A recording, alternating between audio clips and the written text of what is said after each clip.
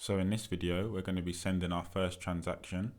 The Bitcoin CLI offers three major ways to send coins: as a simple command, as a raw transaction, or as a raw transaction with a calculation. And there are advantages and disadvantages to using either of these methods. So the first method we'll use for sending coins in this video is the simplest. So the first thing you'll need to do is think about setting your transaction fee. So what is a transaction fee? So no transactions are free in the Bitcoin network. Miners are incentivized to incorporate transactions into blocks because they're paid to do so. They're paid to do so via a block subsidy, which is currently 12.5 Bitcoins. But they all are also incentivized by to include transactions based on the transaction fees as well. So the transactors, or the people sending the Bitcoin, usually set a fee, and if you don't set a transaction fee, you run the risk of your transaction potentially getting stuck forever and it not getting sent.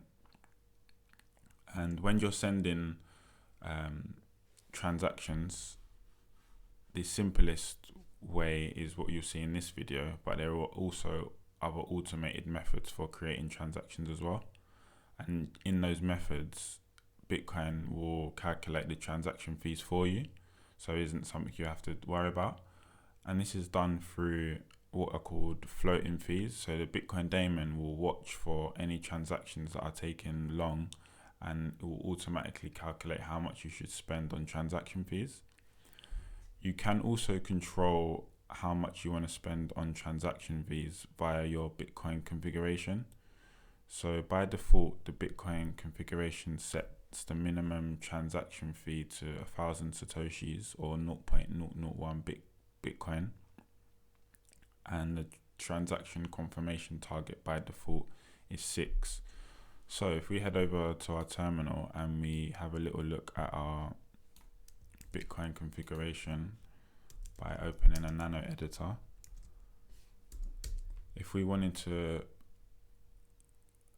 play around a little bit with transaction fees, so for example in this tutorial we might not want to wait 6 confirmations, and so we can set a flag, or well, not a flag, but we can set the variable min transaction fee and set that equal to something slightly higher. So we could set it to 0.001, for example. At the time of recording this video, I think that is about $7, but we can just quickly check. So if we head over to a Bitcoin to USD converter and type in that amount, so that's about $7. So based on these tutorials and what the faucets are willing to send you, you might not have up to $7 quite yet. So we can probably leave the Bitcoin configuration file for now, but this does allow you to play around if you did want to get confirmation a bit sooner. And you can also set the transaction confirmation target. So that's done through the TX confirmed target variable, confirm target, and you can set this equal to 1 if you wanted it to be included in the next block.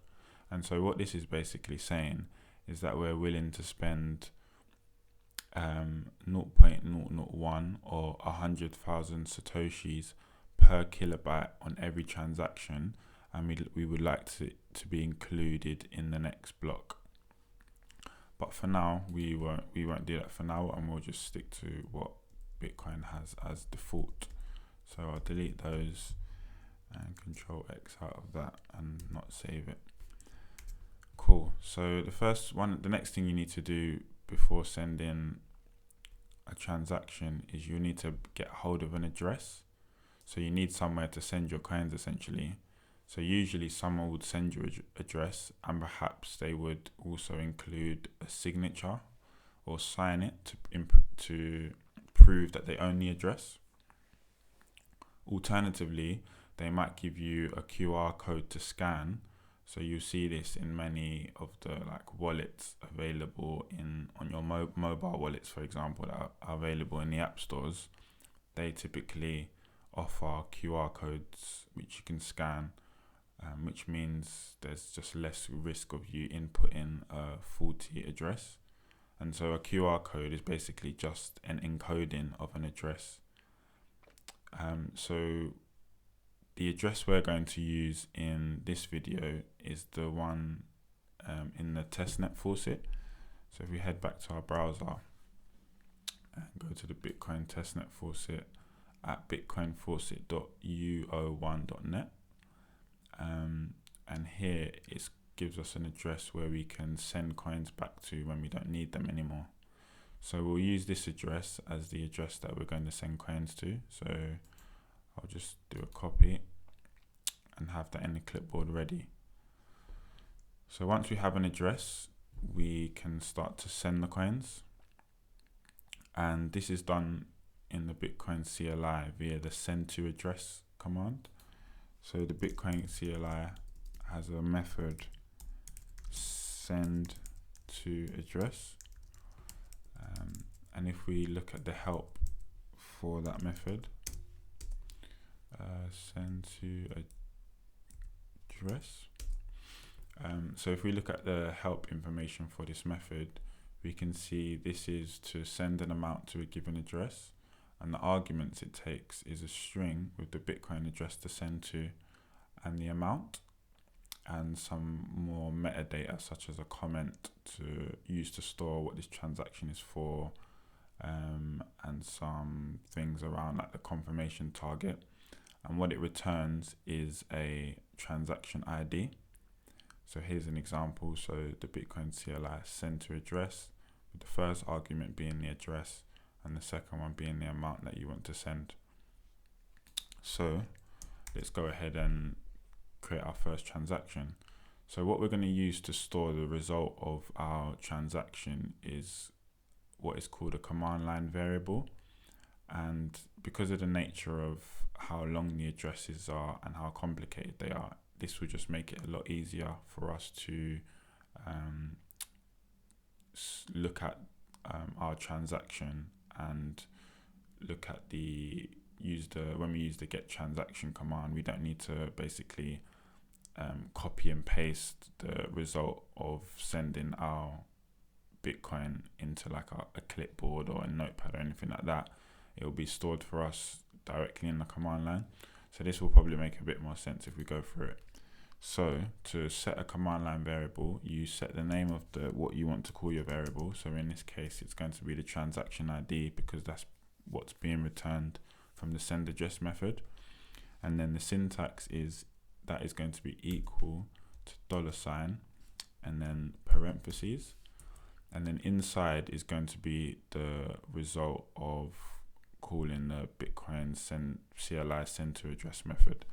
So if we do Bitcoin CLI send to address,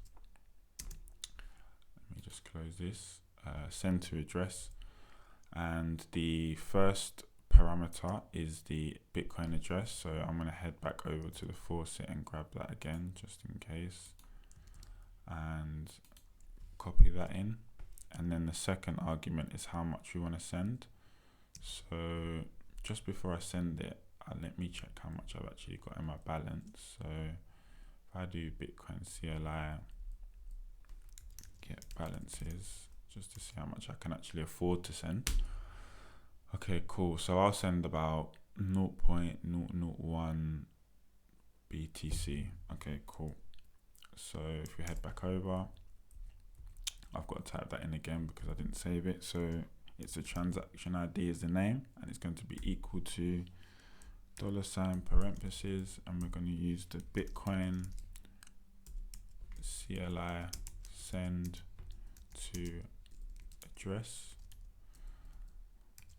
command. We're going to use the address from the testnet faucet, and we're going to send 0.0001 Bitcoin. Cool.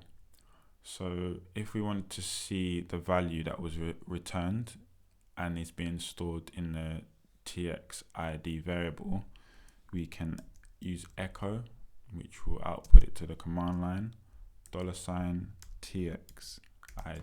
and that is referring to our variable. And what we get here is the transaction ID essentially.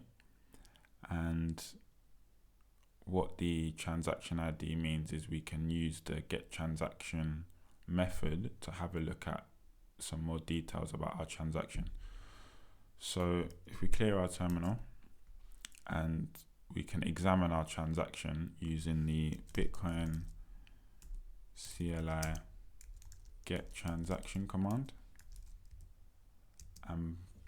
the argument it takes is a transaction ID, and we have that stored as a variable in our command line, so TXID. And what we see here is the amount that we sent and the fee. So we can see that we've got a really small fee here. So if we head over to our browser again and check how much that fee is in maybe US dollars, so copy and paste that in here. So we spent about 24 cents, I guess, in US dollar terms, 24 cents on that transaction. So next to nothing pretty much. And we sent this amount, and what is that in US dollars? That is, we sent 73 cents. So I guess it's quite a big portion of what our total, how much we spent, is quite a big percentage. But if you think about it, we wouldn't really be sending such small amounts of Bitcoin on chain usually. In any event, this is still an unconfirmed transaction, so we've got 0 confirmations, and here is another reference to the transaction ID, when it was sent, a timestamp of when it was sent and received, and the address we sent it to as well. And that is the those are the main pieces of information that we'd want to know about in our transaction, predominantly like how much we sent, the fee, and whether it's been confirmed or not. And so we can of course look at this transaction in a much nicer UI using a block explorer. So if we copy the transaction ID over and head over to the Blockstream testnet block explorer and copy that in and press enter, we see that the status is still unconfirmed. So you may have to wait a couple of minutes, or maybe longer than that couple of minutes, but you potentially might have to wait a while before you get at least one confirmation. But you can see here we sent 0.01 BTC to this address, the testnet faucet, and then this is the change address. So in Bitcoin you send all or nothing, so all your transactions will be made up of all of your inputs, and one of those outputs is the address you sent to, as well as a change address with the rest of your funds essentially. And so that's pretty much it. So you can come back in some time once the confirmations have gone through, and you should be able to see this number start to increase. If I check my balance now, Bitcoin CLI get balances, you can see that the transaction is taken, the transaction or the funds have been taken from my wallet, and they're just in a pending or waiting to be confirmed state. So that's sending coins the easy way, and it will use the transaction fees or rational transaction fees by default. I guess the advantages of sending it the easy way is you don't have to worry about like UTXOs, and you don't have to calculate transaction fees by hand, especially when you're sending around large amounts of money that could cost you quite a bit. So if your number one goal is just to send a transaction from A to B, and you don't want to have to worry about all of that stuff, this is the way to go, using the send address method. But if you want to have a bit more control over your transaction and do some more interesting things, we'll be able to do that in the next couple of videos with sending raw transactions. And yeah, I guess another disadvantage as well is that this is quite high level and does abstract away quite a lot of things. So we'll try and use some of the other methods so we can get a deeper understanding how Bitcoin works, and get into some more deeper real stuff. So I hope that makes sense, and I will see you in the next one. Peace.